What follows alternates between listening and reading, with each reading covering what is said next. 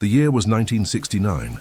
The planet was divided by invisible ideological lines, lines as tangible as the trenches of war. The Soviet Union, with its expansionist communism, kept the Western world in constant tension.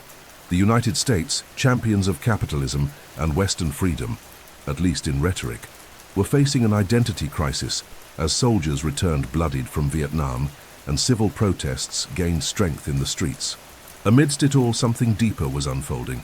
A silent war with no bullets, but with billions of dollars at stake. This was the so-called space race, the grandest and most symbolic arm-wrestling match between the two superpowers. And in the eyes of the world, the moon was no longer just a distant satellite. It became an absolute political trophy. Since the Soviets launched Sputnik in 1957, the United States had been playing catch-up. Yuri Gagarin became the first man in space in 1961, securing the Soviet lead. Meanwhile, the American image as a technological powerhouse was faltering. Internally, President John F. Kennedy needed an impossible goal, a feat that could restore national self-esteem and, more importantly, show the world that the West still controlled the narrative of human progress. So in May 1961, Kennedy declared that the United States would send a man to the moon and bring him back safely before the decade's end. It was a bold statement, made at a time when the US hadn't even mastered putting a man into proper orbit. But more than a scientific promise, it was a political act, an existential challenge thrown at the Soviet Union. In practice, the space race wasn't about science. It was about image, influence, and geopolitical control. Whoever conquered the moon would conquer humanity's collective imagination.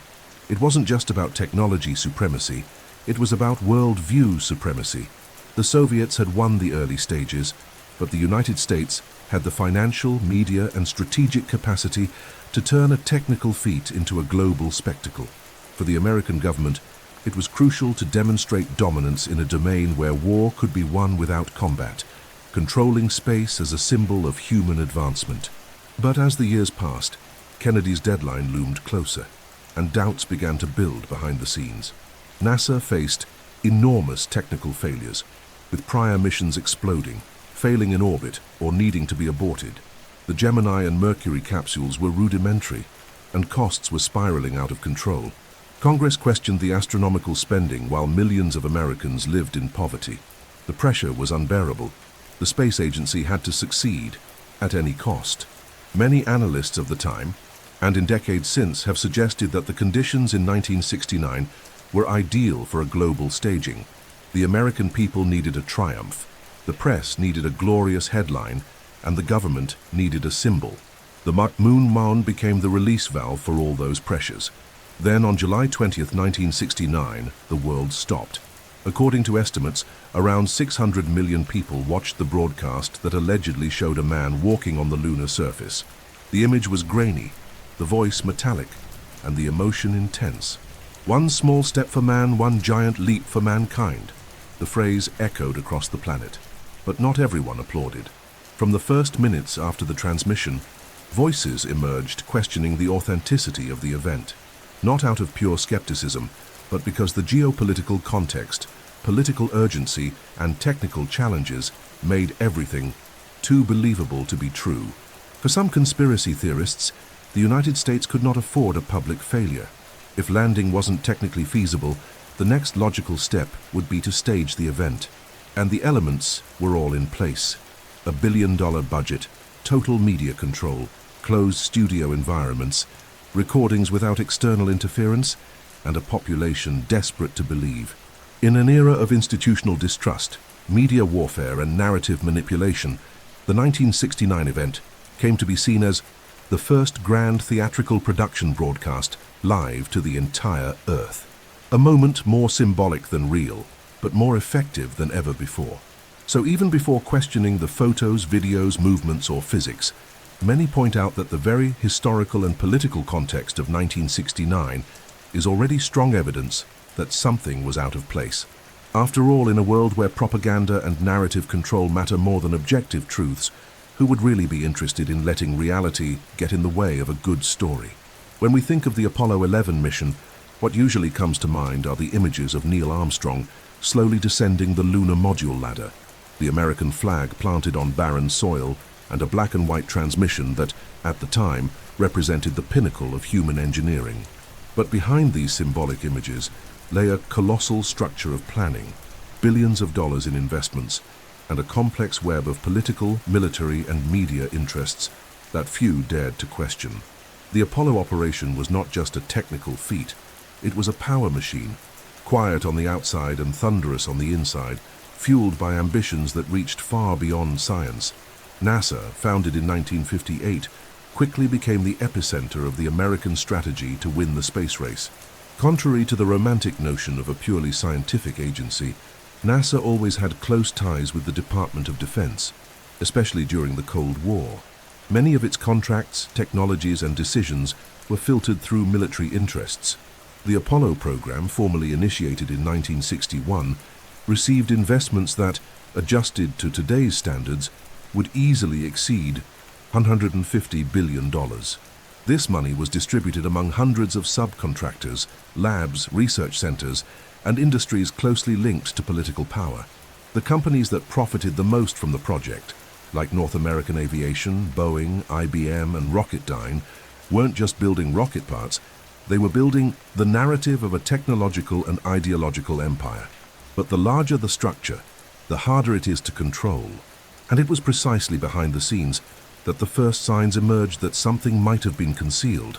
Engineers who worked on the project reported recurring failures in landing systems, communication problems, materials with poor resistance to extreme heat, and inconsistencies in re-entry calculations. Internal technical documents, later released through the Freedom of Information Act, showed that NASA itself estimated less than a 50% chance of success for the Apollo 11 mission. Still, the mission was greenlit and executed as a flawless global spectacle.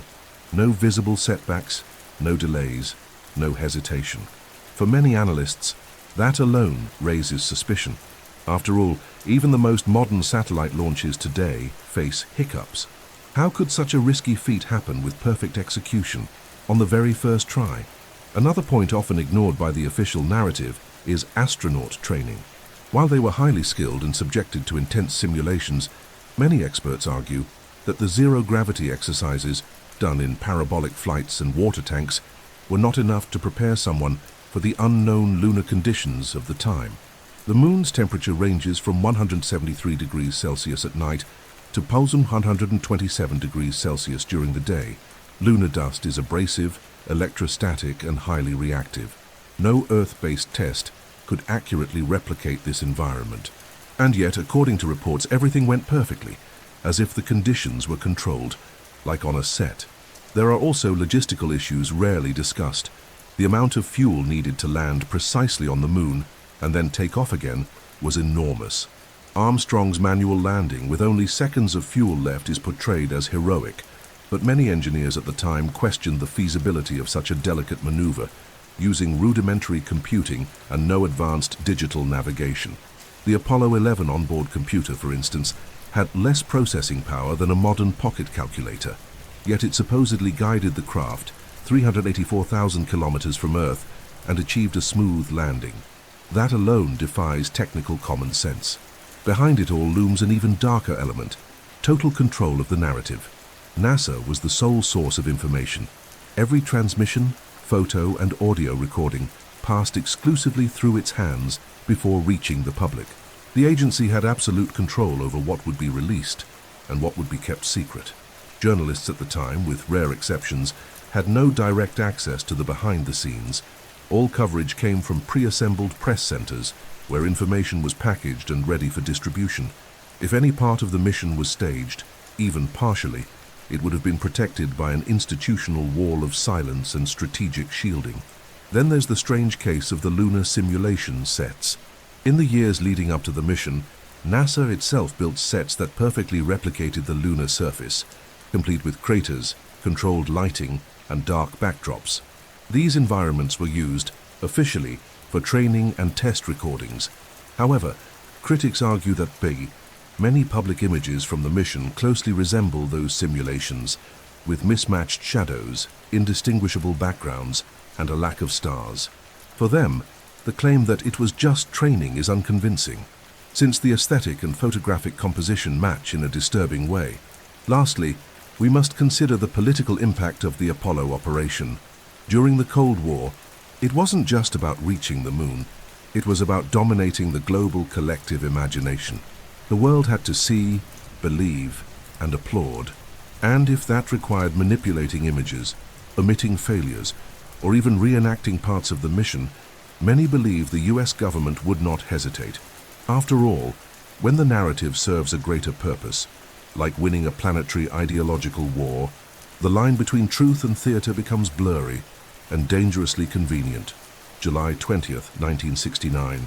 The world held its breath in front of the television. The channel was broadcasting low-resolution black and white images, but that didn't matter. It felt like watching history being written, as if humanity were overcoming its own limits. And then, in a muffled voice, a man stepping for the first time onto the surface of another celestial body spoke a sentence that would mark the century. That's one small step for a man, one giant leap for mankind. Words that instantly gained the status of a modern-era epigraph, engraved on books, monuments, medals, and even tombstones. But what many don't know or never stop to question is that this phrase, so perfect and symbolic, hides within it a series of doubts, contradictions, and gaps. Was it truly a spontaneous line, born from the emotion of a historic moment? Or was it a carefully rehearsed script designed to move the world and immortalize a narrative? Neil Armstrong was a discreet man, methodical, and averse to the spotlight. An experienced pilot and competent engineer, he was never described as charismatic or spontaneous.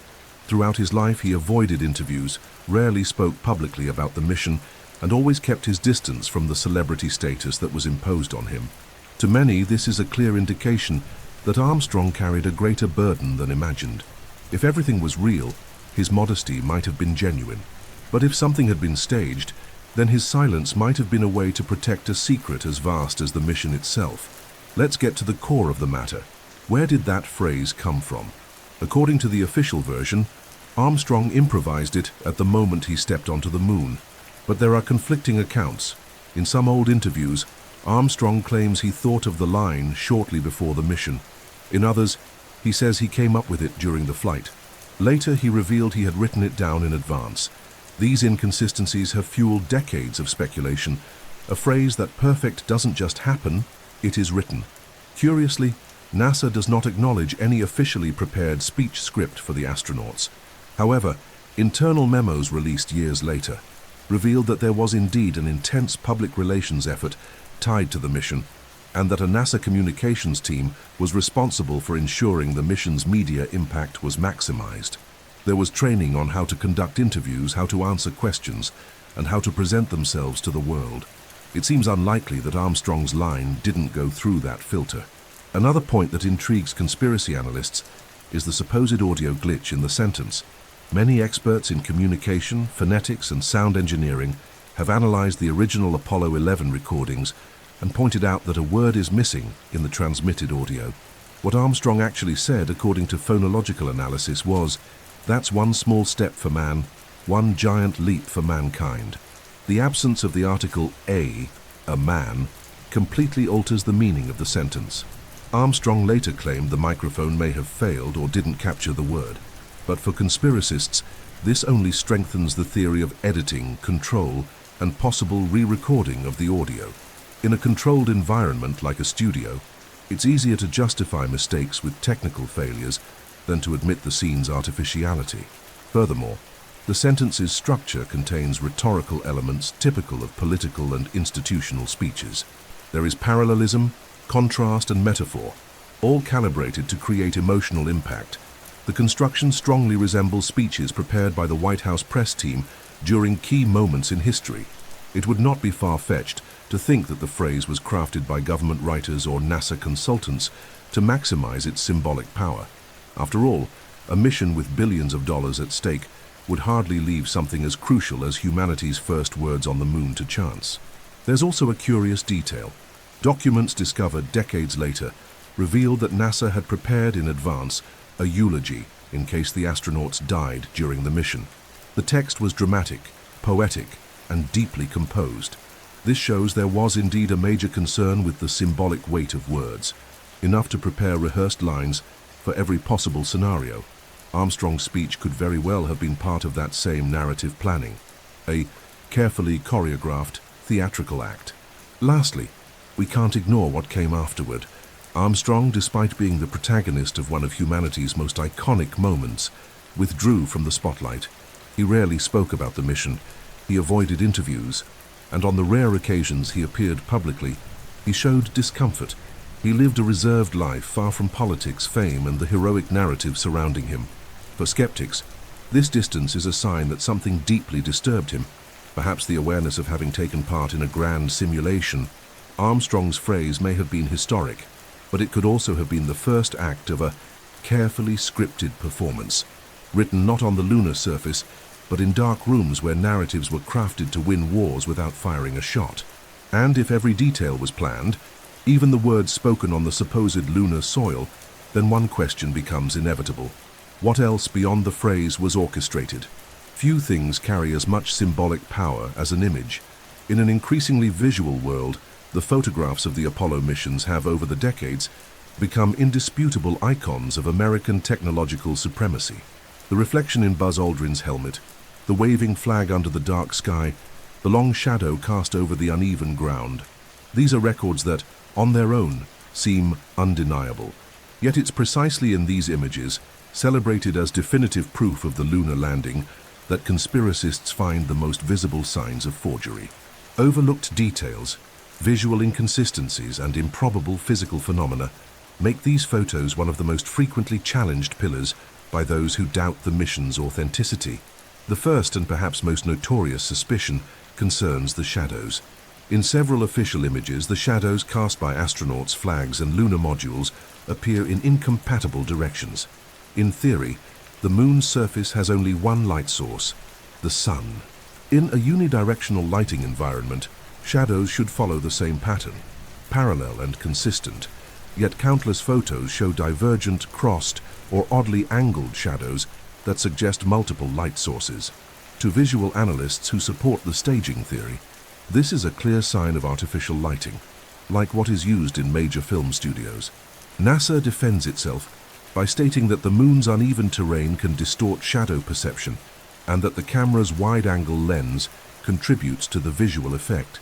However, when those same lenses are tested in controlled environments with a single light source and irregular terrain, the results do not replicate the inconsistencies seen in the original photos.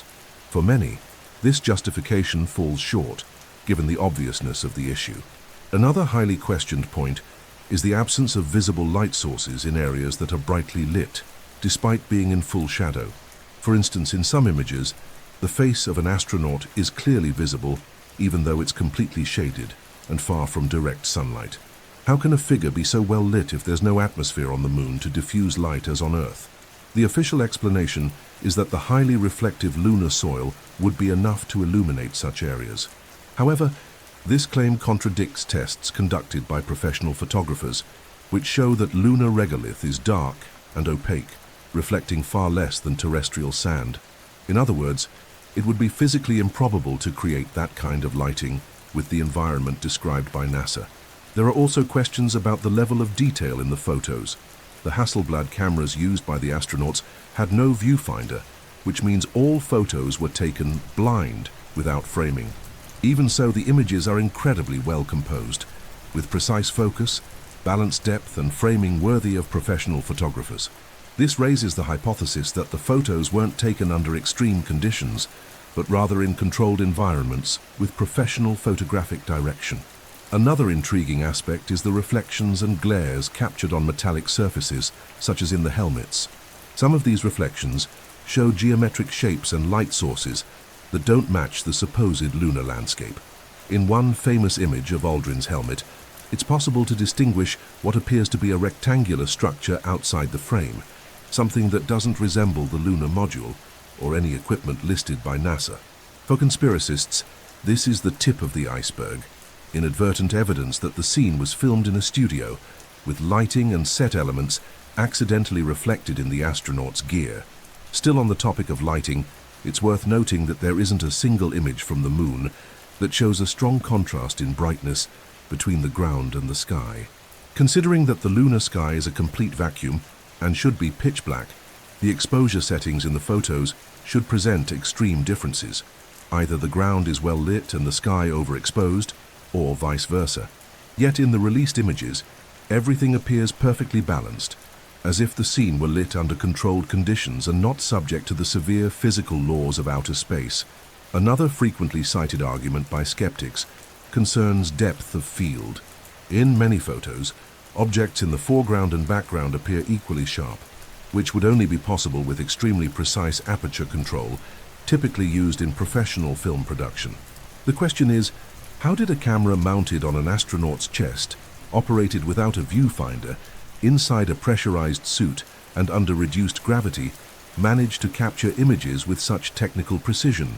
NASA maintains that these criticisms stem from technical misunderstandings and the popularization of pseudoscientific arguments.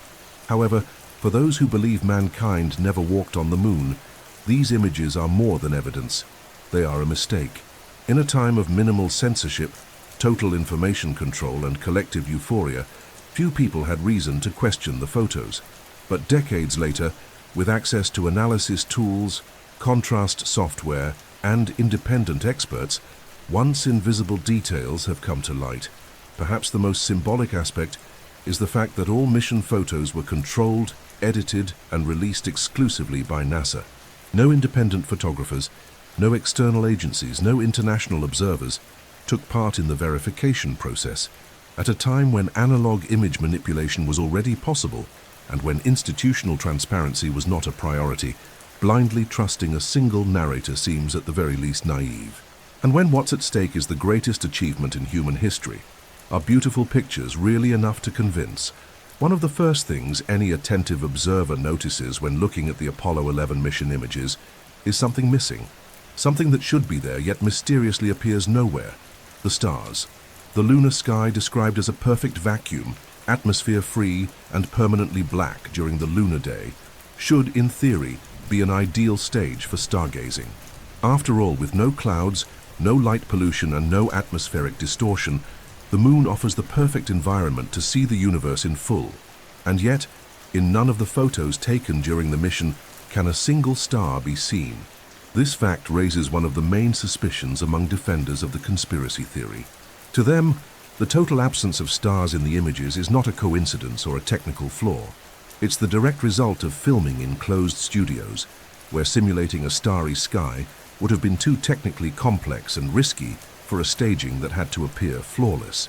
After all, accurately recreating the position, brightness, and density of thousands of stars under controlled lighting and with analog cameras would not only have been expensive, it would have been extremely prone to continuity errors. A much safer choice would be to keep the background completely black and then justify the absence with technical explanations. NASA's official explanation is relatively simple. The cameras were configured to capture the brightly lit surface objects, like the astronauts' suits, the lunar module, and the flag, and therefore used short exposures and narrow apertures, which couldn't detect the faint light of the stars. Photographically speaking, this is technically plausible. When you photograph a bright foreground object, the darker background tends to disappear. However, this justification doesn't convince everyone.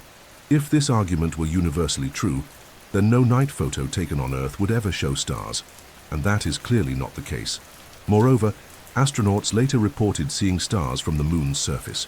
This is documented in several interviews, official reports, and NASA records. They claim to have observed constellations, planets, and even specific twinkles. But if the astronauts could see the stars with their own eyes, why couldn't the cameras, which were aimed at capturing everything, capture them too? This contradiction fuels the theory that the set was deliberately simplified and that the absence of stars was a technical choice made to facilitate the staging, not a limitation of 1960s technology. Another detail that strengthens this suspicion is that no Apollo mission brought back long-exposure astronomical images taken from the moon's surface. Given the uniqueness of the situation, humans standing on the moon for the first time with a crystal-clear view of the cosmos, it would be expected that part of the mission included deep sky observations or records of the visible universe without atmospheric interference. But that never happened. NASA never released a single image taken from the moon intended to capture stars. That total absence is, at the very least, intriguing. It's also important to remember that photography at the time was not an exact science. The cameras used during Apollo 11 were modified Hasselblad 500 ELs with Zeiss lenses and Kodak Ektachrome film. These were advanced tools, but they had known limitations, especially regarding manual exposure control in such an extreme environment. Yet somehow, they still produced incredibly sharp images of the astronauts, with focus, contrast, and composition nearly perfect. For many experts, it's contradictory to claim these cameras were good enough to capture a perfectly rippling flag, yet so limited they couldn't capture the faint light of a single star. Some even argue that the absence of stars is an unintentional sign of the staging. In building an artificial lunar scene, the producers may have opted for a continuous black backdrop, fearing that any attempt to place points of light in a fake sky could expose the illusion. After all, a single amateur astronomer cross-checking the star's positions against the date and mission coordinates could reveal discrepancies. An incorrect starry sky would be irrefutable proof of fraud. A blank, empty sky, on the other hand, can always be explained away as a technical limitation. Curiously, other space missions in low Earth orbit, such as those of the Hubble Space Telescope or the International Space Station, do show images of space with visible stars, even under exposure conditions similar to the lunar mission. This demonstrates that it is indeed technically possible to capture stars in extreme environments, so long as there is intent and preparation to do so. The fact that none of the 6 Apollo missions captured stars clearly becomes even more suspicious. Lastly, there's the psychological element. The absence of stars contributes to an aesthetic of isolation and solitude that matches the narrative of lunar conquest. A clean, dark, empty sky. A lone man walking where no one had ever walked. All of this strengthens the symbolism of the scene, but weakens its physical realism. For many, this minimalist aesthetic is in fact a carefully constructed set designed to maximize emotional impact and minimize technical risks. And in that scenario, the stars were just an inconvenient detail, easier to erase than to explain. Few symbols evoke as much power as a flag planted on unexplored territory. When the United States supposedly placed its flag on the lunar surface, it wasn't just a patriotic gesture. It was a declaration of supremacy before the entire world. The image of Buzz Aldrin standing beside the star-spangled flag, with the fabric seemingly waving in a windless atmosphere, became an icon of America's victory over the Soviets in the space race. But that very image sparked one of the most persistent and visually striking suspicions of staging. How could the flag ripple in a vacuum where no air exists to cause such motion? On Earth, a flag only moves with wind, whether a breeze, air current, or atmospheric turbulence. On the Moon, according to NASA, there is no atmosphere, which eliminates any possibility of air-driven movement. Yet in the Apollo 11 footage, the flag appears to flutter, form folds, and move visibly as it's handled, almost as if being shaken by an invisible breeze. For conspiracists, this is a basic set design error. The creators of the staging simply forgot that in a vacuum there is no wind. Filming in a studio, with standard ventilation or ambient movement, the fabric would behave normally. And according to them, that's exactly what appears in the footage. NASA's official explanation is technical. The agency claims the flag was designed with a horizontal rod at the top to keep it stretched and visible in front of the camera. The fabric, when manipulated, retained its initial folds due to the lack of atmosphere. In other words, the wrinkles remained frozen in the shape they formed during installation, with no natural smoothing caused by gravity or wind. Additionally, during the moment of planting the flag, movement of the metal pole could have caused vibrations in the fabric, visible on film. This vibration, NASA says, simulates rippling, but it isn't caused by moving air. However, frame-by-frame analyses of the mission's videos show movements that last several seconds, with visible oscillations in the flag even after the astronaut had already stepped away from the pole. For many, this contradicts the official explanation. In an airless environment, a flag set into motion by physical contact should stop almost immediately, since there's no gas medium to preserve kinetic energy. The fact that the flag continues to move slowly for several seconds is, critics argue, incompatible with the physics of a vacuum, but entirely consistent with the physics of a terrestrial studio. There's also a lesser-known technical detail. The flag was planted on the lunar surface using pressurized gloves, bulky spacesuits, and with extremely limited visual range. Despite these difficulties, the astronaut managed to unfold the flag, rotate the rod, and plant the vertical pole into the ground with impressive dexterity. For many aerospace engineers, this maneuver would be extremely difficult in low gravity, with restricted mobility and operational stress. This raises the possibility that the scene was pre-choreographed in a terrestrial setting, with rehearsals and controlled simulation. Another recurring criticism concerns the flag's orientation relative to the light source. In some images, it appears front-lit, with shadows cast in directions that diverge from those of the module or the astronauts. This would suggest an artificial light source separate from the sun, common in film studios, but unlikely on the real lunar surface. The constant intensity of reflected light on the flag's fabric throughout multiple frames also doesn't match the variation expected in a location without an atmosphere to diffuse brightness. There are even more troubling records. In the Apollo 15 mission, footage clearly shows the flag moving before being touched when the astronaut merely walks near it. In a real lunar environment, this would be impossible. But in a studio setting, where even a slight air current or abrupt motion could affect fabric, such behavior would be expected. Although NASA claims the vibration was caused by indirect impact on the ground, the visual synchronization of the movement reinforces the idea that the flag reacted to atmospheric stimuli. In other words, Earth-based.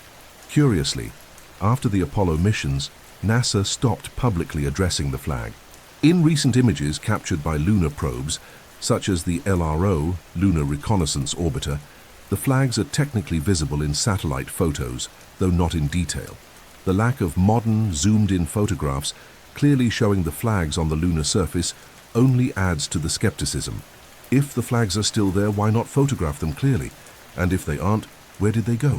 Finally, for many conspiracy theorists, the fluttering flag case is the most symbolic error in the lunar narrative.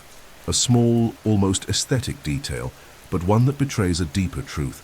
The rush to construct a heroic image left behind clues. And even though millions applauded that moment as apotheotic, the silently waving flag may have been the first whisper that behind the grandeur of the feat, something didn't add up. Something was fluttering, not with lunar wind, but with the weight of doubt. If there is one conspiracy theory that perfectly combines elements of technology, power, art, and secrecy, it's the one involving Stanley Kubrick, one of the greatest filmmakers in history, in the alleged staging of the moon landing. As absurd as it may seem at first glance, this theory has endured for decades with surprising strength, and that's no coincidence. It is not merely sustained by rumors. It is fueled by contextual evidence, historical gaps, ambiguous behaviors by the director himself, and above all, by the coincidence that Kubrick released in 1968 the film 2001, A Space Odyssey, exactly 1 year before the Apollo 11 landing. A work so visually advanced that it continues to baffle experts in practical effects and cinematography to this day. The theory goes as follows.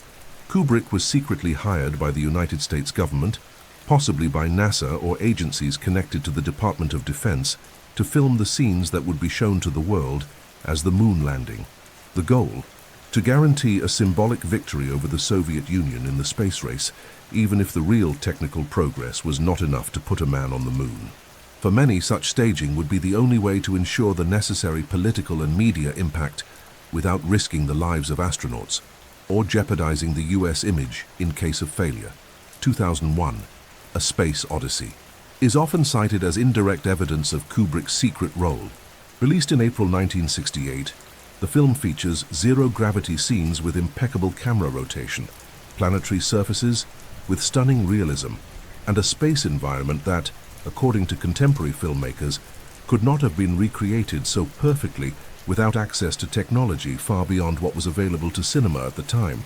The smooth movements of the actors inside the ship, the texture of the lunar surface shown in the film, the reflections on the helmets, all of it eerily resembles the footage supposedly coming from the moon a year later. For conspiracy theorists, this is no coincidence. It was rehearsal. There's also another intriguing aspect. Kubrick was known for his obsession with control, visual perfection, and secrecy. His films were meticulously planned, and he often worked in isolation. During and after the production of 2001, he avoided public appearances, rarely gave interviews, and never commented on the moon landing, despite being someone deeply interested in science, space, and technology. For many, this silence wasn't mere discretion, it was caution, possibly due to confidentiality agreements or, as some suggest, a real fear of retaliation. The theory is further fueled by alleged hidden messages planted by Kubrick in his later film, The Shining, released in 1980. Conspiracy theorists believe the director used the movie as a coded confession of his involvement in the lunar deception. The main clue is in the sweater worn by young Danny, the protagonist's son, which features a rocket labeled Apollo 11 and the word USA. In the same film, there's the infamous Room 237, supposedly referencing the distance from Earth to the Moon, 237,000 miles, even though the actual average distance is 238,855 miles, the symbolic association remains. Theorists claim that the entire hotel environment in The Shining represents Kubrick's psychological isolation after participating in the greatest hoax of modern history. As exaggerated as it may sound, more elements seem to support the theory. A supposed former NASA employee, Bill Casing, who worked as a technical writer for one of the Apollo program contractors, claimed in interviews during the 1970s that NASA lacked the technology to execute a manned moon landing in 1969. In his book, We Never Went to the Moon, he argues that the scenes were filmed in studios and that Kubrick was the only director with enough visual and technical expertise to pull off something of that magnitude without raising suspicion. His thesis spread like wildfire in magazines, documentaries, and underground forums, especially after the rise of the internet. It's important to note that there has never been any conclusive proof of Kubrick's involvement with NASA, no official documents, no direct witnesses, but for many believers, silence itself is proof. Kubrick's secretive nature, the aesthetic perfection of his films, and the timing between his space-themed movie and the moon landing are considered too coincidental to be mere chance. And most intriguing of all, even after his death in 1999, Kubrick's name remains linked to the moon mystery. Various documentaries and manipulated interviews, including a fake video confession by a Kubrick lookalike, circulate online, blending satire and truth and keeping the theory alive. Some see in this persistence a symptom of our collective distrust of official narratives. Others, more skeptical, interpret it as a reminder of how powerful art can be, so powerful it blurs the line between fiction and reality. But for those who believe we never set foot on the moon, Stanley Kubrick wasn't just a cinematic genius, he was the director of a planetary lie. If there is one institution whose global prestige was built on visual narratives and absolute information control, it is NASA. Since its founding in 1958, the American Space Agency has become not only a symbol of technological advancement, but a true geopolitical propaganda tool during the Cold War. Its role went far beyond exploring space. It was about winning hearts and minds. And at the peak of this narrative dispute, in July of 1969, NASA presented to the world what was considered humanity's greatest achievement, the moon landing. But time has been unkind to this narrative. What once seemed like a perfect epic began to show flaws, some discreet, others blatant, and a few inexplicable. Among all the anomalies, there is one that persists as one of the most astonishing in the history of modern space exploration. The original tapes of the Apollo 11 broadcast have vanished. That's right, the raw, high-quality recording of the first time a human allegedly set foot on another celestial body is lost. There are no copies, no backups, only second or third generation versions, rebroadcast by television channels that captured the modulated signal and transmitted it to the public in lower quality. When questioned about the tape's whereabouts, NASA claimed the footage was erased and reused. That's right, they taped over humanity's greatest achievement to save tape. To many, this would be comical if it weren't incredibly suspicious. How does a billion-dollar institution with thousands of engineers and tightly controlled archives lose the most valuable footage in its history? How is it that, among so many preserved records from earlier and later missions, It is precisely the lunar landing tape that was discarded, forgotten, or overwritten.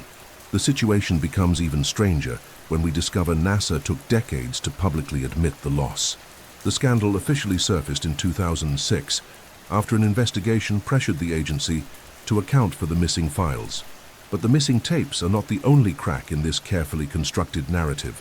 Multiple Apollo 11 mission broadcasts, when analyzed with modern image restoration techniques, reveal abrupt cuts, inconsistent noise, overlapping audio segments, and, in some cases, visual effects incompatible with the technology of the time.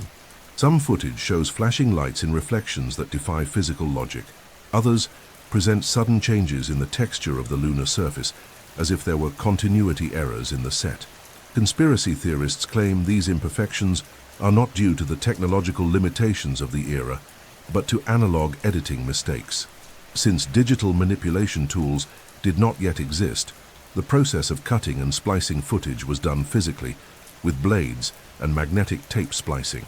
Any error, an incorrect overlay, unsynchronized noise, a shift in exposure, could jeopardize the believability of the simulation. And according to critics, that is exactly what happened. The cuts are studio fingerprints. It is also important to mention accounts from engineers who worked at NASA during the Apollo missions, and later admitted they could not guarantee the authenticity of everything that was transmitted. Many technicians operated only specific parts of the communication system without a full view of what was being broadcast to the public. This meant it was possible to manipulate the transmission in real time, switching between recorded and live signals or applying filters and delays to correct broadcast errors. In short, there was ample room for controlled editing and significant opportunity for staging. Another murky point involves photographic archives with inconsistent data. Many supposedly lunar photographs have duplicated identification numbers, illogical chronological order, or missing metadata. Some original negatives simply no longer exist, and the digitized versions show notable alterations. NASA attributes these issues to file migration, natural degradation, or human error. But conspiracy theorists see in this a systematic campaign of erasure and truth control. There is also the issue of the intermediate signal. The Apollo 11 broadcast was not sent directly from the moon to television networks. First, it was received by NASA antennas at strategic locations, such as the Honeysuckle Creek station in Australia, converted into a television signal by an intermediary device, and only then retransmitted live to the world. This means no one outside NASA had direct access to the original signal. There were no journalists, independent scientists, or international observers overseeing the raw content. The entire visual narrative was centralized and controlled by a single entity. For a feat of such magnitude, the chain of evidence should be clear, public, and auditable. But in the case of the moon landing, the original records vanished, the archives were edited, the negatives were lost, and the signals filtered. For those who believe it all was real, these are merely bureaucratic accidents, filing errors, and technological limitations. For skeptics, they are signs of a carefully orchestrated fraud and a subsequent cover-up.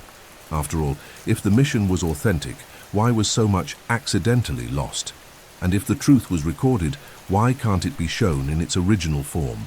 Behind the black and white images and heroic words lies an unsettling silence, a magnetic silence, like that of the erased tapes, where perhaps rested the truth the world was never allowed to hear. In September 2002, more than 30 years after the supposed moon landing, an unusual scene caught the attention of the American media and reignited the debate over the authenticity of the Apollo 11 mission. Buzz Aldrin, the second man to walk on the lunar surface, was approached by Bart Sibrel, a documentary filmmaker and conspiracy theorist known for confronting astronauts with the direct accusation that they had lied to the world. Sibrel tried to force Aldrin to swear on the Bible that he had really gone to the moon. The veteran astronaut's reaction was explosive. He punched the man in the face, right on camera. The video went viral, and interpretations came quickly. For some, it was a clear act of self-defense. For others, it was an outburst of poorly contained guilt. What could lead a 73-year-old man with a solid career and the status of a national hero to react violently to a verbal accusation? Was it simple exhaustion after years of questioning? Or was that punch an emotionally disproportionate reaction, revealing something deeper, perhaps even unconscious? Human psychology is not an exact science, but specialists claim that impulsive responses are often triggered by repressed emotional trauma. And in Aldrin's case, there are enough elements to raise suspicions about the mental burden he carried. Throughout his post-Apollo life, Buzz Aldrin displayed a complex relationship with fame. He battled alcoholism, went through severe depressive episodes, and experienced long periods of isolation. In interviews over the decades, he often showed discomfort when discussing the mission, frequently dodging questions or cutting topics short. In one notable interview in the 1990s, he even said he felt like an imposter, although he quickly corrected himself, claiming he meant it about his public life, not the mission. Still, the ambiguity was recorded, and for conspiracy theorists, this kind of involuntary language is a symptom of hidden trauma. Perhaps the weight of having participated in a historical deception. The incident with Sibrel wasn't isolated. Other conspiracy theorists have also reported encounters with Aldrin, and according to them, his reactions varied from hostility to complete silence. Apparently, Aldrin never agreed to swear on the Bible that he had walked on the moon, something critics find curious. If the mission was real, why hesitate before a symbolic act of affirmation? On the other hand, Aldrin's supporters argue that such demands are offensive, nothing more than sensationalist provocation with no evidentiary value. Still, the facts remain. The punch happened, and the oath was never made. It is important to observe Aldrin's personality. Unlike Armstrong, who almost completely withdrew from public life, Aldrin remained engaged, wrote books, gave lectures, and appeared on television. He seemed to embrace the hero image, but paradoxically, he also demonstrated extreme irritation whenever his credibility was questioned. For some psychologists, this is not just vanity. It's a desperate attempt to preserve an identity built on fragile foundations. Conspiracy theorists see in this reaction a window into something larger. If the Apollo 11 mission was staged, even partially, the astronauts would have been instruments of a global spectacle. And this creates internal duality. On one side, fame, recognition, and a place in history books. On the other, secrecy, institutional pressure, and fear of exposure. Living with this contradiction for decades can generate deep emotional tension, which bursts forth in unexpected moments, like a sidewalk confrontation at a hotel. There is also a legal element. After the punch, Buzz Aldrin was not criminally charged. The district attorney declined to press charges, claiming it was self-defense as Sibrel had approached him insistently and provocatively. However, for many, this decision shows institutional protection of Aldrin's image. As a national hero and symbol of the Apollo mission, any legal process could set a precedent for broader questions. Better to shut it down quickly and safeguard the official narrative. Another rarely discussed factor is the behavior of the other astronauts from the mission.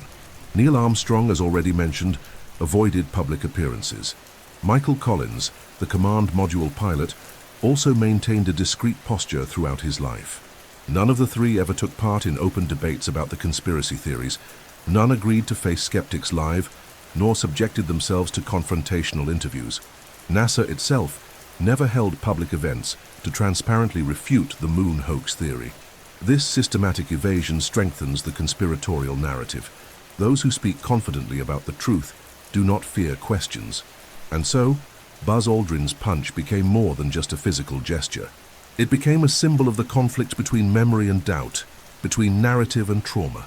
A man who, faced with a microphone, chose to use his fists, a scientific icon who refused to answer with arguments. To some, this is merely the human reflection of frustration. To others, it is the moment when the truth slipped through the cracks of rage. This moment of weakness or of revelation. For decades, the official narrative of man's arrival on the moon was firmly upheld by governments, academic institutions, and a large portion of the scientific community. The idea that Apollo 11 successfully landed on lunar soil was, and still is, taught as indisputable fact in schools, presented as the pinnacle of human engineering and a symbol of collective progress. Yet even under this aura of consensus, technical and scientific voices began to emerge in the margins, questioning aspects of the mission not as curious laypeople, but as specialists, with deep knowledge in the involved fields, and many of them changed their minds, silently or loudly. One of the first notable cases was Bill Kaysing, an engineer who worked as a technical writer for Rocketdyne, the company responsible for the Saturn V rocket engines. Kaysing was among the first to publicly raise the hypothesis that NASA lacked the reliable technology needed to send humans to the moon in 1969. In his book, We Never Went to the Moon, published in 1974, he questioned testing failures, inconsistencies in technical data, and above all the institutional silence in the face of evident contradictions. Although ridiculed by the mainstream media, Kaysing is considered the modern father of the moon hoax theory. Over the years, retired engineers from NASA and aerospace contractors began to speak out, some anonymously, others in alternative forums, and a few in independent documentaries. In interviews given under protected identity, technicians reported that parts of the missions were simulated in controlled environments as a precaution, and that certain data were corrected before being released to the public. The official justification? To avoid panic, maintain national morale and preserve international prestige. For conspiracy theorists, this can only mean one thing: manipulation, and it was institutionalized. The field of astronomy was not immune to doubts either. French astrophysicist Philippe Lemoine wrote a series of blog posts raising questions about the lighting in the mission's photographs, the behavior of shadows, the lack of astronomical observations during the lunar stay, and especially the absence of detailed scientific reports on celestial conditions as observed from the moon's surface. For him, NASA lost or ignored the opportunity to conduct fundamental tests in optics and spectroscopy that would have been impossible anywhere else but the moon. This omission, according to Lemoine, feels like a script too tightly written, where scientific improvisation was strangely forgotten. In academic circles, while most still defend the mission's authenticity, some physicists and thermodynamics experts question the durability of the spacesuits worn by the astronauts. Studies published in lesser-known engineering journals suggest that direct exposure to solar radiation and the extreme temperature variations on the moon should have required thermal shielding far more advanced than the materials available at the time. When asked in recent technical interviews about the Apollo suits, NASA itself admitted that the exact technology used to shield astronauts from micrometeoroids and radiation had been lost or not fully documented. An uncomfortable answer, to say the least, for such a historic mission. Additionally, scientists in the fields of geology and mineralogy have expressed skepticism. The lunar rocks brought back by the Apollo missions are often cited as irrefutable proof of human presence on the moon. However, several independent geologists point out that these rocks could have been obtained by unmanned probes, something the Soviets had already done. Other analyses suggest that many of the rocks displayed to the public as lunar were never independently tested outside of NASA-affiliated labs. In one emblematic case, a supposed lunar rock given to a Dutch museum in 1969 was later identified, decades after, as a piece of fossilized wood. Questions have also arisen from specialists in communication and transmission engineering. The ability to transmit live video signals from the moon to Earth in 1969, with surprisingly high quality and no major signal loss, is seen by many modern engineers as improbable. While technically possible given the limitations of the time, the feat would have required perfect synchronization between signal encoding, decoding, retransmission, and global reception, something that only became commercially viable decades later. The fact that this was done, and done so well, raises the hypothesis that the images were pre-recorded and rebroadcast in real time, much like edited TV transmissions. There are also former NASA employees who, after retiring, began frequenting online discussion forums under pseudonyms, participating in debates about the technical inconsistencies of the missions. While they rarely reveal their identities, many of these profiles demonstrate detailed technical knowledge, access to internal information, and a critical stance toward the official narrative. Some have even claimed, in leaked messages, that NASA partially simulated elements of the mission for national security reasons.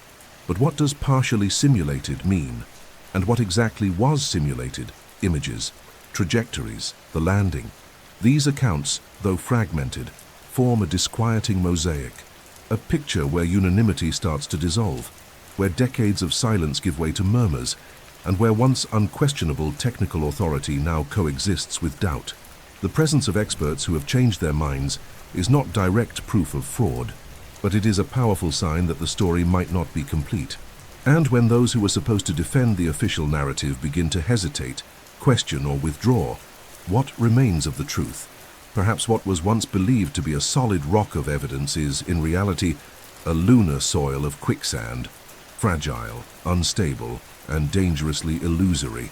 Every major global-scale operation, especially those involving governments, armed forces, and scientific institutions, contains a shadow zone, a space where narrative control requires not only technical resources, but also silent containment strategies, invisible pressure, veiled warnings, confidentiality contracts, and sometimes extreme measures.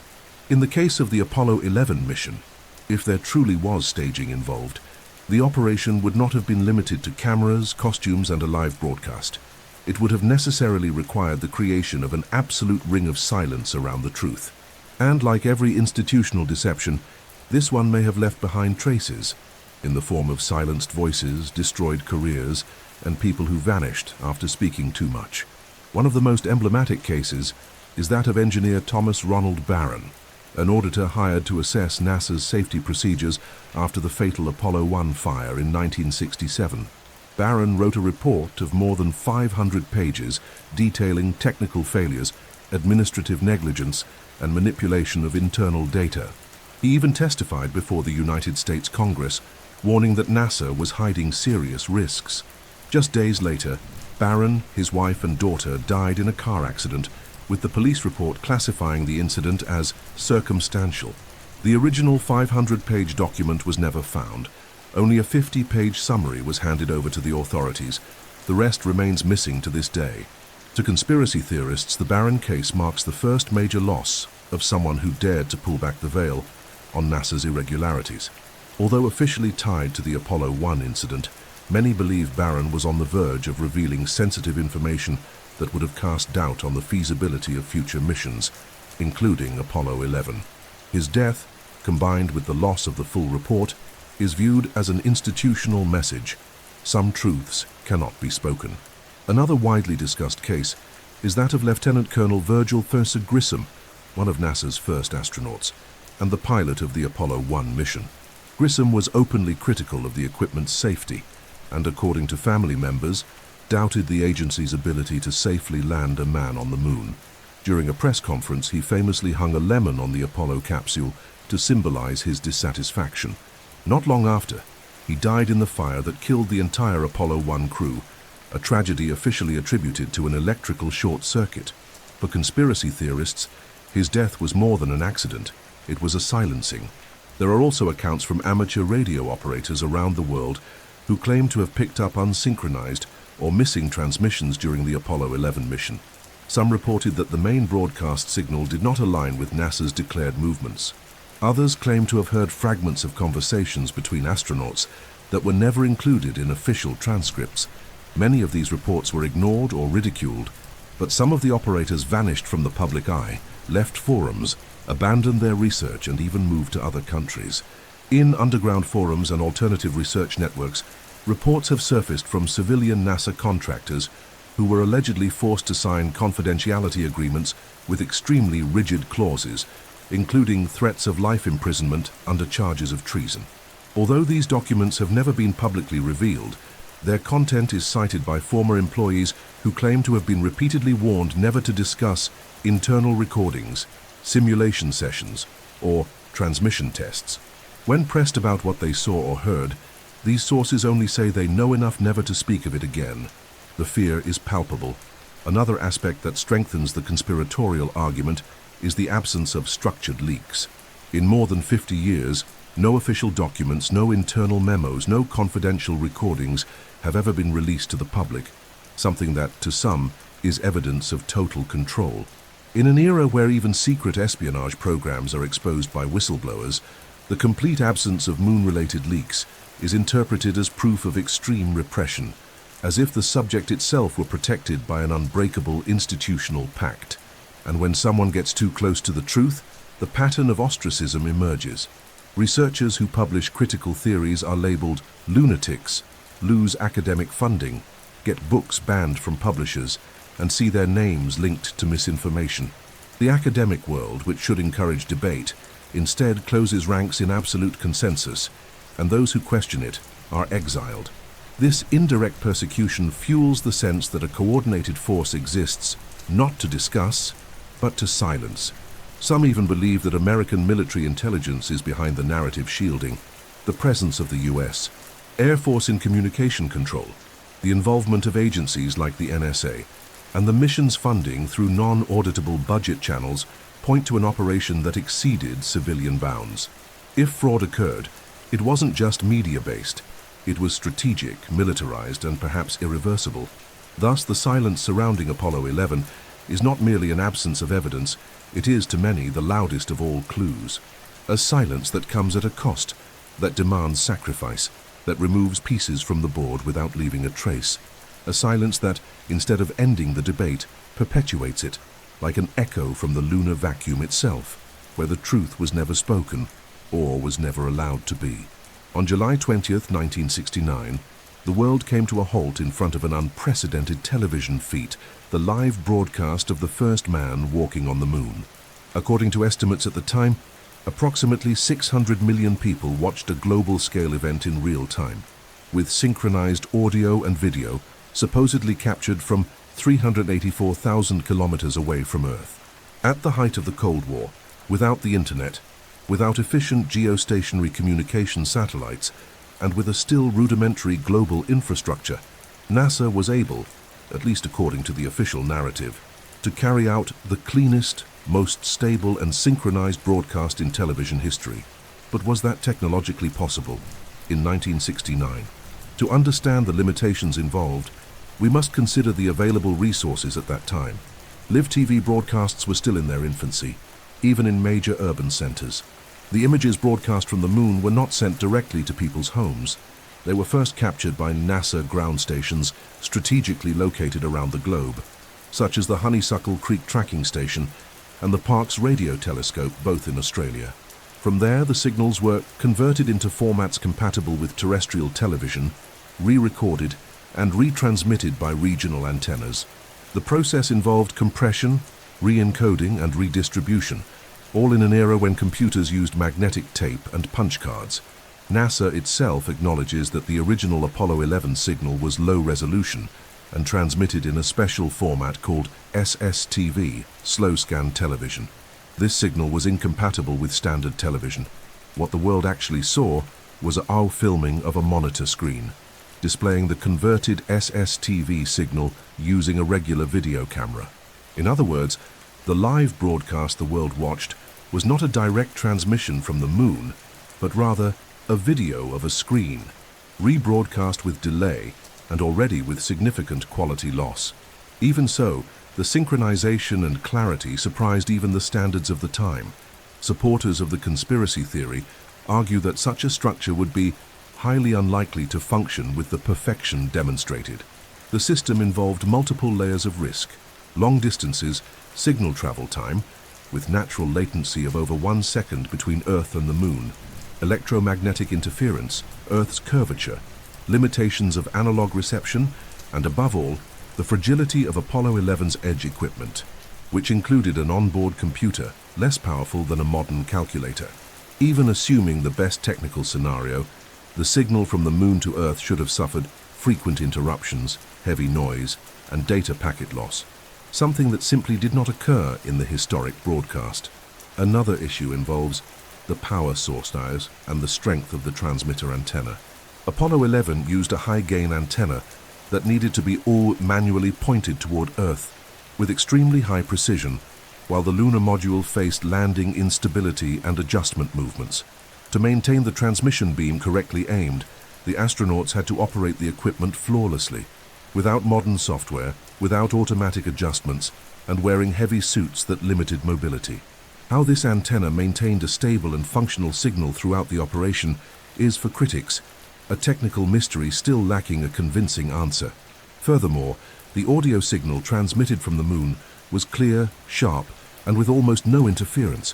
even though it was generated by rudimentary microphones embedded in the astronauts' helmets without acoustic insulation. Many sound engineers find it odd that the voices were so well balanced, even with the astronauts breathing heavily, inside pressurized suits and with sound muffled by the helmet structure.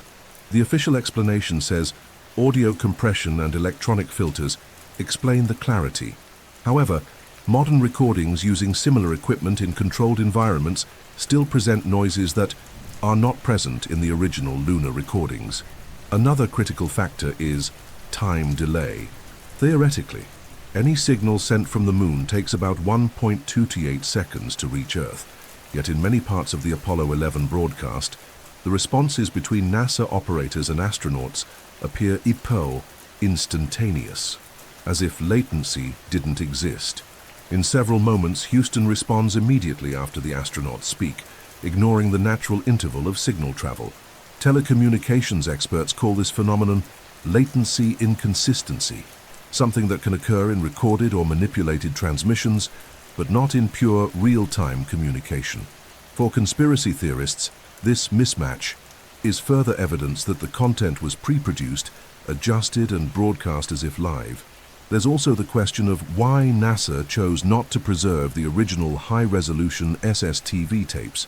If they were unique, historic, and impossible to replicate, why were they reused or discarded?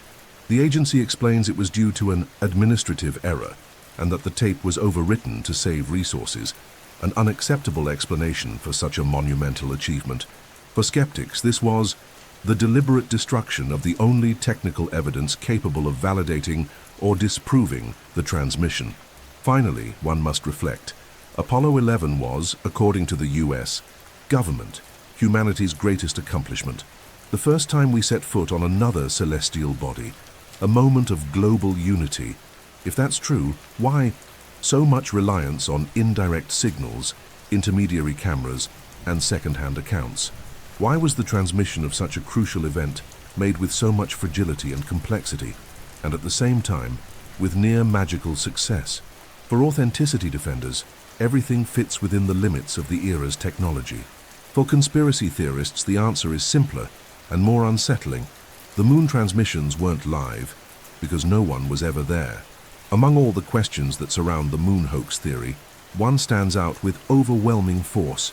If the moon landing was truly staged, why didn't the Soviet Union expose it? At the height of the Cold War, when every technological or military victory was used as propaganda ammunition, it would be logical to assume that any US attempt to deceive the world would be immediately exposed by Moscow. And yet it never happened. No formal accusation was made by the Kremlin. No denunciation appeared in Soviet state-run newspapers. On the contrary, there was silence, a disconcerting silence. And it is precisely this silence that turns, in the hands of conspiracists, into one of the most disturbing pieces of evidence that there was far more hidden behind the scenes than what was shown to the public. To understand the context, it's important to recall that the space race was a direct extension of the ideological rivalry between the US and the USSR. Since the launch of Sputnik in 1957, the Soviets had taken the lead.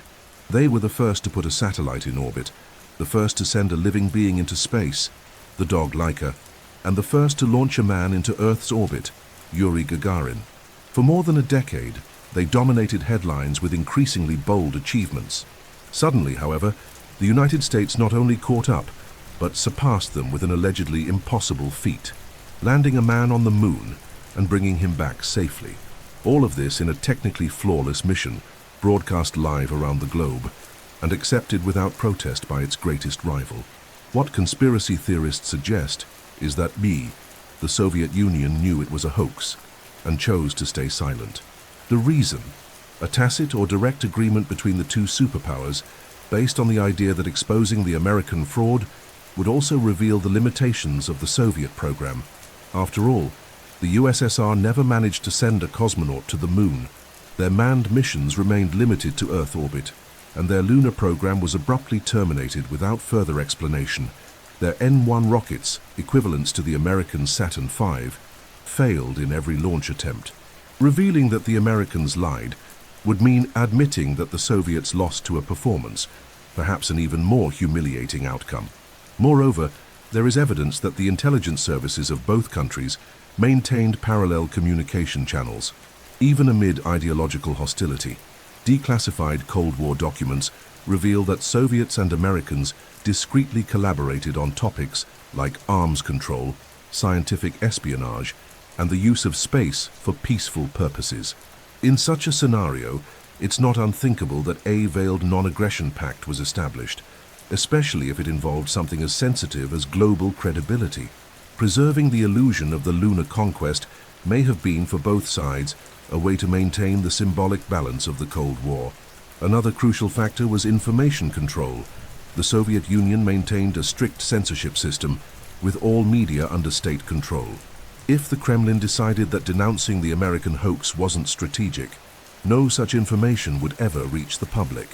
And the Soviet people, just like the American people, were raised on carefully curated narratives, where the enemy's victories were viewed with suspicion, but never officially dismantled. Some independent researchers suggest that the KGB may have gathered evidence of the American staging and used it as a bargaining chip in secret negotiations. There are reports that Soviet diplomats received preferential treatment in international agreements shortly after Apollo 11.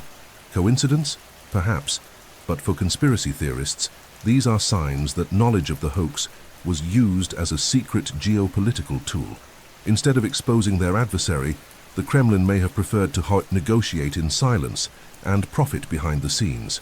There are also those who believe that the Soviet Union had itself faked some of its space feats, and therefore lacked the moral authority to denounce the Americans. If true, both nations would have been trapped in a pact of mutual silence, a global theater where each side knew the other's tricks. In this context, Apollo 11 would be just another act in the geopolitical play, where truth was irrelevant and narrative was everything. Finally, there's a psychological argument. Admitting to being deceived would have been politically unsustainable for the USSR. Soviet propaganda heavily emphasized the notion that the West was decadent, manipulative, and dishonest. If the US had staged the moon landing and the USSR had believed it, and let its people believe it, that could have undermined the regime's credibility. It was better to keep the myth alive and redirect narrative efforts toward other areas, like Mars exploration, the creation of the Mir space station, or future space cooperation programs. Thus, for conspiracy theorists, the Soviet silence is not a sign of agreement, it is a sign of complicity. A strategic silence negotiated and convenient. A silence that, like so many others in this saga, speaks louder than any word. Between those who defend the authenticity of the moon landing and those who see it as one of the greatest staged events in history, there lies a third, deeper, more philosophical layer. Why do so many people continue to believe in the conspiracy theory? What is so powerful about the idea that everything might have been a carefully crafted lie? And perhaps more importantly, what do we gain as individuals and as a society by sustaining this doubt? The answer does not lie solely in technical facts, misaligned shadows, or suspicious broadcasts. It lies in the human need to understand the world beyond official narratives. We live in an era marked by distrust. Governments lie. Corporations conceal truths. The media selectively chooses what to show. The pandemic of misinformation paradoxically arises from an excess of information and from the growing perception that truth is often negotiable. In this context, conspiracy theories function not only as accusations but as forms of resistance. Resistance against narrative monopolies, blind obedience, and uncritical acceptance. The moon hoax theory offers a unique opportunity to question the ultimate symbol of Western triumph in the 20th century. It's not just about doubting a landing, but everything it represents: technological supremacy, institutional truth, unquestionable heroism. In doubting the moon landing, many are in fact challenging the entire structure of authority and power. They are saying, if they lied about this, they could have lied about everything. This type of suspicion is not baseless. It arises from the observation of patterns: wars based on false premises, secret experiments on vulnerable populations, documented media manipulations.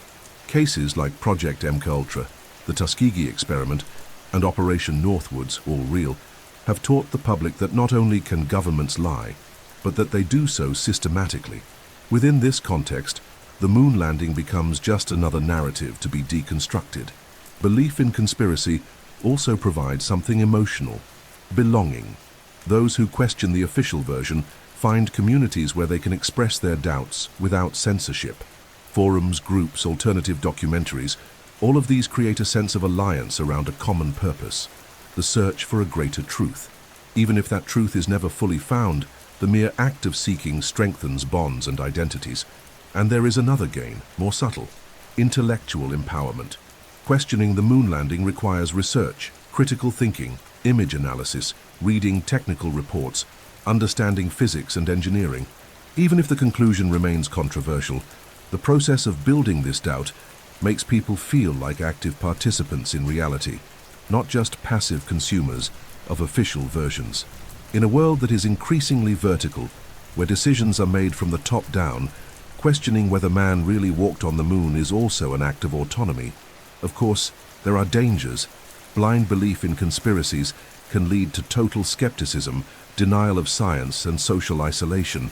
But this risk does not invalidate the essential question: who controls what is real?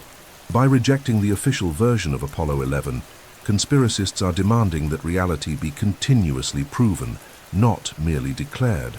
And that, regardless of the final conclusion, is a healthy impulse in a world where well-told lies often become official history. In the end, perhaps the question is not whether man went to the moon or not, but rather, why does this doubt bother people so much? Why does it generate anger, sarcasm, censorship, and disdain? Perhaps because pulling on this thread risks unraveling an entire narrative fabric, carefully stitched together over decades, a thread that connects science, politics, media, and power, and once pulled, it can no longer be ignored. In this case, the conspiracy theory is not just about one event. It's about who we are as a civilization, and who dares to ask the questions no one wants to answer. 50 years after the moon landing, we still speak of it with fervor. We still use its images as a reference for achievement, its quote as a motivational phrase, its narrative as a civilizational milestone.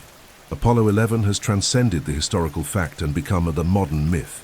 But like every myth, its power lies not only in what happened, but in what we believe happened. And it is precisely here that the power of doubt resides. It's not just about asking whether man went to the moon, but about understanding why this question still echoes. In today's world, where technology is omnipresent, where we record every moment of life with smartphones, where space probes scan the cosmos in high definition, it is surprising that no crewed mission has returned to the moon since 1972. With all the progress we've made, why haven't we repeated or surpassed that feat more often? Why are return plans always postponed, relocated, or redesigned? The absence of new crewed missions in half a century does not invalidate Apollo 11, but it makes it increasingly solitary, almost mythical. And solitary myths are easy to idealize, or to dismantle. The line between feat and fraud in this case is not only in documents or images. It lies in the collective pact of technological faith that we sign with our governments, our institutions, and our narratives. Apollo 11 is more than a landing, it's a symbol. And symbols, when threatened, provoke intense emotional reactions. That's why the simple question, was it real, generates disgust, sarcasm, or outrage. We are not just doubting an event. We are challenging the foundation of a belief system. But does it matter? If man never set foot on the moon, does that change anything in our lives today? Many would say no, but for others the answer is clear. Yes, because truth matters. Because a world built on lies, even inspiring ones, is a world vulnerable to manipulation. And because deep down, if Apollo 11 was a staged performance, it means that we were able to create, in a studio, the greatest spectacle of modern history, and believe in it for generations. That speaks not only about NASA or the US government, it speaks about us, our need to believe, our ease in trusting what is repeated with conviction, and our fear of confronting the abyss between reality and its official version. Still, perhaps Apollo 11 fulfilled its purpose, regardless of its truth. It united nations, inspired generations of scientists, fueled real discoveries, created icons, and shaped memories. Maybe that is already big enough. But maybe, too, we must learn to celebrate real achievements, not choreographed versions. And to do that, the only path is doubt. The doubt that asks, investigates, digs where others have stopped. The doubt that disturbs, but also liberates. Apollo 11, true or not, invites us to look upward, but the conspiracy theory surrounding it invites us to look inward, at what we accept without question, at what we're told is undeniable, at what we stop investigating out of fear of sounding crazy, naive, or dangerous. And if there's any truly grand achievement in this debate, perhaps it's this: reclaiming the right to doubt. Because in the end, between myth and mission, between spectacle and history, the truth remains in orbit, silent, untouched, and waiting for those who still dare to seek it. If you've made it this far, drop a comment below telling us which city you're watching from. And more, what do you think about this theory? Did man really walk on the moon tree, or is this story just too good to be true? Share your opinion with respect, curiosity, and an open mind, because this channel is for those who listen, question, and awaken. If you liked this content and hit the like button, it really helps the channel grow. Subscribe, sire, so you don't miss upcoming videos, and just turn on notifications to keep diving into the most famous and the most hidden conspiracy theories. See you in the next video.